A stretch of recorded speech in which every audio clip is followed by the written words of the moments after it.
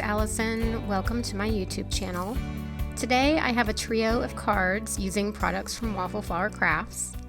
Now this video was supposed to come out last week, but unfortunately I got hit by COVID this past weekend and it's pretty much sidelined me from everything.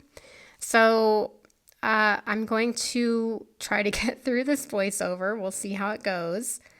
But let's get started with the trio of products that I used. This is the Sketched Poinsettia Bundle. This is a stamp, stencil, and die set.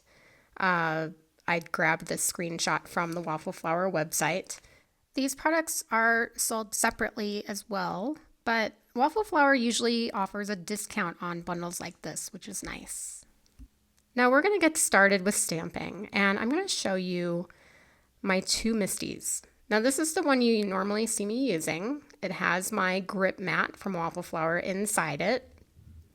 And I love the grip mats, you know. Now I have another one. I usually use this when I'm using rubber cling stamps. But here you can see there's the mouse pad that you can buy for the Misty and the magnet. Now I'm using this because I am going to be stamping this same flower 4 times, and I'm going to be tucking these pieces of paper in the corner of my Misty. Now I have this old ink pad that is going a bit dry, and I'm using it because I don't need good coverage on these stampings. I just need the outline to be dark enough for me to line up my stencils when I start stenciling. So I can just kind of assembly line fashion stamp these 4 panels. And again, I'm using this Misty instead of the one with the grip mat because I want these to be able to line up perfectly later on, and you'll see why. Now I'm going to leave this stamp in here, and again, you'll see why I'm doing that in a bit. That has to do with why I was using that Misty. Now we're going to start stenciling, and I have my largest grip mat, the 7.5 by 11. And we're going to start stenciling with some Pinkfresh inks. I will put the colors up at the top when I start stenciling. But here is the first stencil of the set, and it has the word light etched into it. So you want to use your lighter shade of ink with this one. Now there are openings for the flower, the leaves, and the little center of the flower, and I'm lining up the flower portion. Now because there are openings for the leaves on this stencil, I want to cover those up so that I don't accidentally get my pink ink in there. This is a carrier sheet that came with one of my grip mats. It's just basically a piece of acetate. And I'm covering up those other holes in the stencil. And you can see the grip mat is holding that carrier sheet in place. Now you could use masking tape to mask off those areas. So we're going to start stenciling. Now, what I love about this new size grip mat, the 7.5 by 11, is that I have room for my stencil and my ink pad. The mat holds my ink pad in place, which makes stenciling a lot easier and faster. So there is that first inking, and now I'm just going to go through all 4 panels and ink up the flower. Now I'm going to do 2 in pink.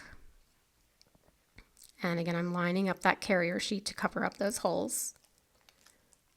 So there's the second one in pink. Now I'm using the same colors on all of my cards today. For my last 2 flowers, I'm going to use this yellowish green color, or greenish yellow, I should say. And I love these colors, this limoncello and the bay leaf. Now here I realized that I had forgotten to cover up those leaves with the carrier sheet, but luckily I didn't get any stray marks in there. So I'll just continue on. And if you hear any strange noises in the background, those are my 2 dogs. They have found where I have hidden trying to do this voiceover. All right, so the first part is done. The flowers are all done, and now I'm going to color the leaves. And I have this little pack of cubes from All to New that I actually have never used before, so I decided now was a good time to use them. So now I'm going to line up the leaves, and again I'm going to pull out my carrier sheet and cover up the holes of the flowers. And just testing out this first ink to make sure I like the color. Now there's this little part at the bottom of the card panel which is kind of exposed, so I just grabbed a piece of scrap paper off my desk to cover it up. And we'll just quickly ink up these leaves. And I'm going to use the same green colors for all 4 card panels. All right, so adding that carrier sheet at the top and the little piece of paper at the bottom. Now here's my second pink flower, and I remember to cover up that little part at the bottom with my scrap of paper, but look at what I forgot to do. I forgot to put that carrier sheet down to cover up the other holes in the stencil. So that's okay. I'm going to keep stenciling up this panel because you'll see later I'm able to use this flower. I'm not going to let it go to waste.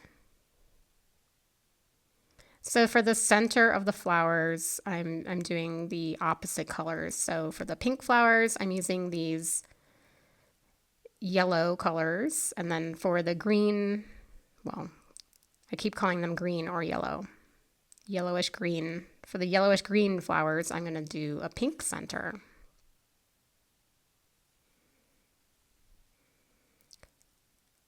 So that is it for stencil 1. So here are the results. And now we can move on to stencil 2. There are 2 stencils in this set. So there's the second stencil. And so I'm only using 2 shades of pink and 2 shades of that greenish yellow color. So lining up this second one, again, I have my carrier sheet covering up the little parts at the bottom. Now this is Peony. These pink colors from Pinkfresh Studio were part of, well, actually all 4 colors are part of the second release of colors from Pinkfresh. So these are just really easy to do, and I love how this second stencil adds this fun detail. And again, I'm adding that little piece of paper at the top just to cover up that panel at the top that was exposed. By the way, the reason I was taking such great care to not get stray marks on these panels is because I didn't know how I was going to use these panels. I do end up cutting some of these flowers out, but I didn't know that at the time. So this second stencil, again, has details for the leaves. And when I pull this off, I'm going to realize that the contrast between these 2 colors is a little more contrast than I wanted. The contrast is just a little too stark for me, but I'm going to keep going and shade all of the rest of the panels the same way, and I'm going to show you how I fix this. So I'm going to pull in that first stencil, and I'm going to add this darker green color to the entire leaf or leaves. So I'm just using the ink that was already on my brush and just softly going back over all these leaves and the stem. And you'll see in a minute the difference that makes. So on the left is what it originally looked like, and on the right is how it looks a little toned down. So I will do that for all 4. Now the last thing to do is to ink up the center of the flowers. There's a little bit of detail that this last stencil does. It kind of adds these little dots to the center. And we are done. Now, remember at the beginning, I had stamped these with a dry ink pad. And that's because I knew I wanted to restamp this when I was done stenciling. So I'm putting these panels back into the corner of my MISTI, making sure it's all the way tight in that corner. And I'm using black pigment ink to come back over these flowers. And I'll show you in a second how that looks compared to what it looked like at the beginning. So there we go. Aren't those gorgeous? Or at least the one on the right. I really love how these came out. So again, I can just assembly line, put all 4 panels into the MISTI and stamp them all up. Now here is the first card that we'll be making, and I used the Postage Collage Die for this card.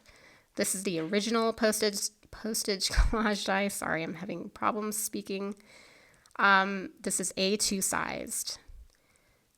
Now I'm going to cut that panel where I kind of messed up and got ink where I didn't want it. Remember, I told you that I had a way of using this panel, and this is how I'm going to use it.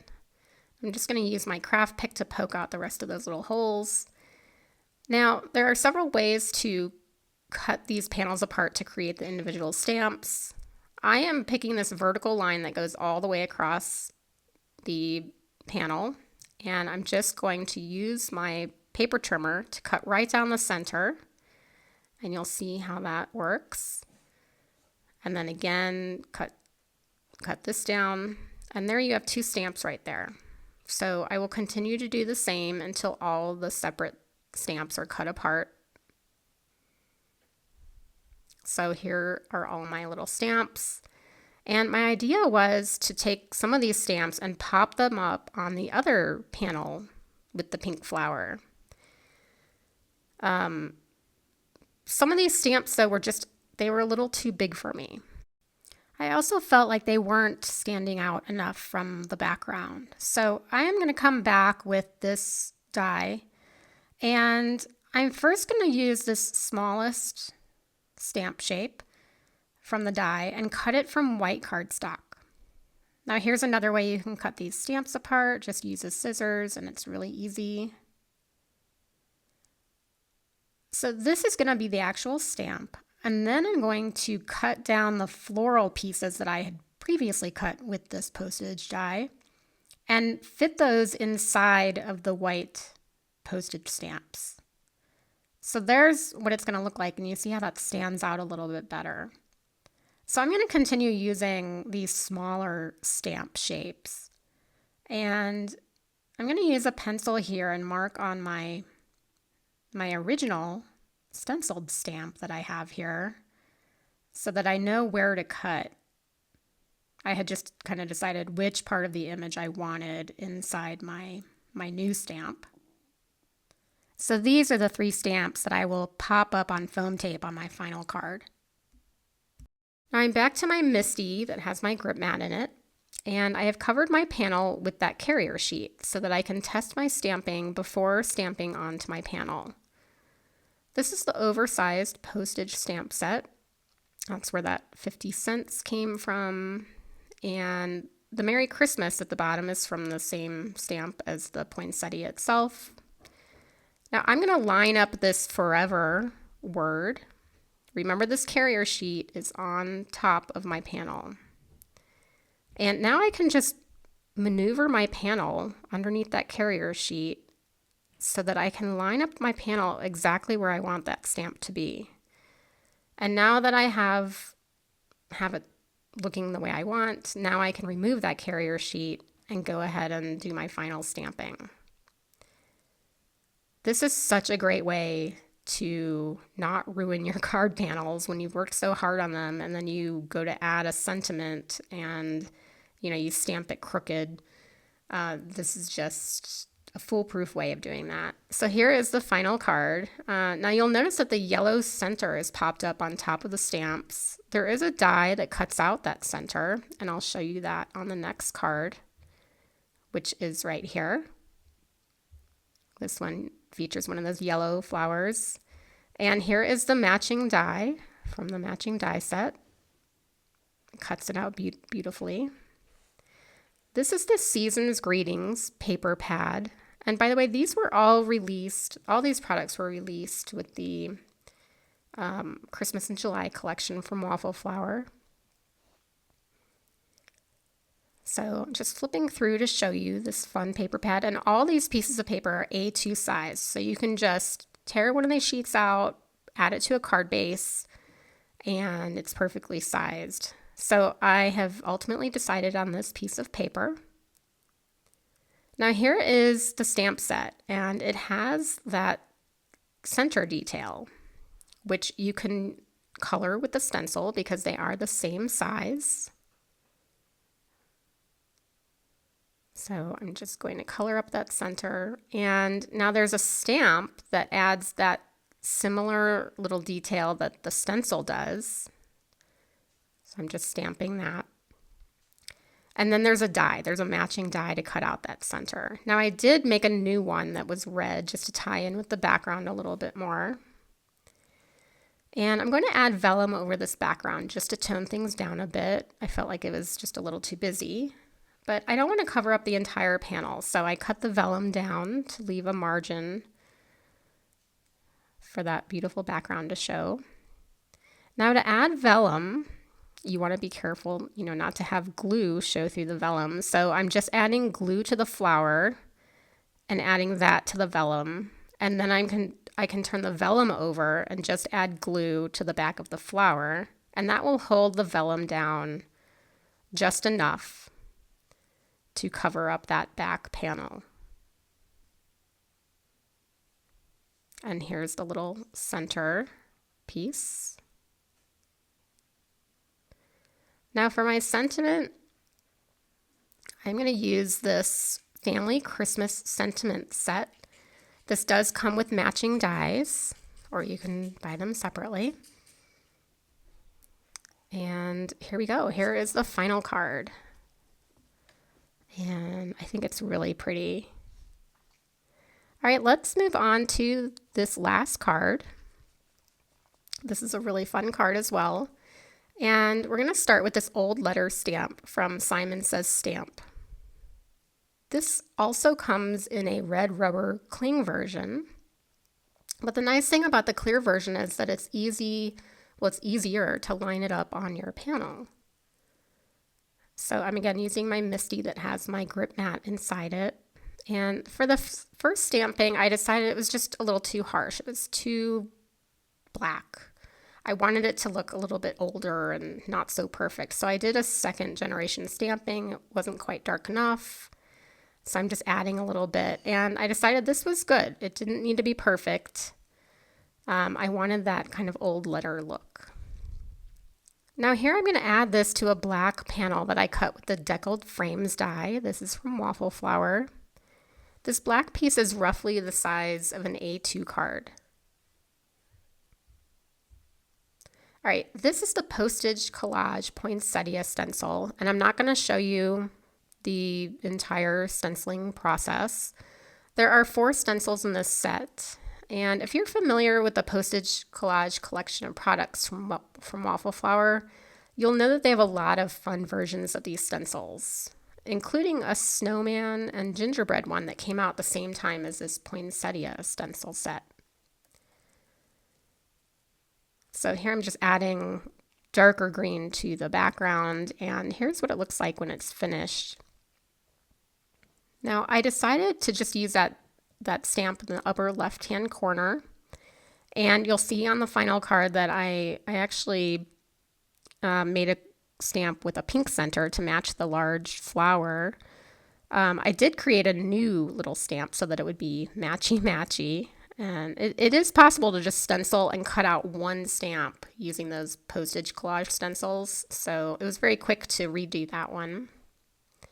And the Season's Greetings sentiment at the bottom, that comes from the same stamp as the poinsettia itself. And the matching die comes with the matching die set.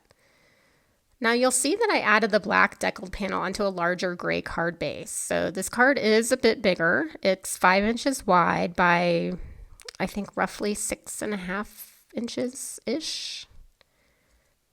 So that is it for that final card. And here are all the cards together. Now you'll see in this image some of those poinsettia stamps that I can use on future cards. So I wanted to mention a big thank you to Waffle Flower because they did send me these products back in July. I have been wanting to play with these products since then. I've just been constantly behind on things, and I really wanted to be able to sit down and spend time having fun with these products. And I will be having more fun with some more of the products, including that I had mentioned there was a gingerbread and a snowman collage stencil set. So I hope to be using those soon, maybe in a video. And again, just a big thank you to Waffle Flower. If you watch my channel, you know I'm a big fan of theirs. And yeah, so I want to thank you for joining me today. Thank you for bearing with me through this COVID-filled voiceover. I always appreciate having you here. If you like this video, please give me a thumbs up and don't forget to subscribe. And I will see you next time. Take care. Bye-bye.